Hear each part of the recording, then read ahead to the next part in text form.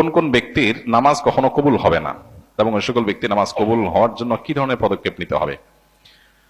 কখনো নামাজ কবুল হবে না এইভাবে কোন হাদিসে বলা হয় নাই যে কখনো নামাজ কবুল হবে না, তবে জেনারেলি বলা আছে, হাদিসে যেটুকু আছে এটুকু আমরা বলতে পারি। যেমন একটা হাদিস রয়েছে, নবী সাল্লাল্লাহু আলাইহি ওয়াসাল্লাম বলেছেন, লা তুকবালু সালাতুন মিন গায়রি তাহুর, পবিত্রতা অর্জন না হলে তার নামাজ হবে না। কেউ শীতকালে ওযু করছে, এখানে শুকনা আছে, এদিকে শুকনা আছে, তার নামাজ হবে না।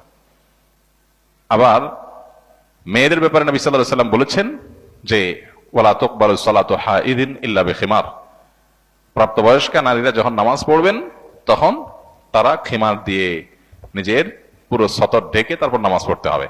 যদি এগুলো উন্মুক্ত থাকে তাহলে নামাজ হবে না, তাহলে এদের নামাজ কবুল হবে না। আবার আমরা জানি যে যে ব্যক্তি বেদাতে লিপ্ত তার ইবাদত বন্দেগী কবুল হয় না, এবং সেই সাথে নেশাগ্রস্ত হয়, মাদক সেবন করে, তার 40 দিন পর্যন্ত ইবাদত কবুল হয় না।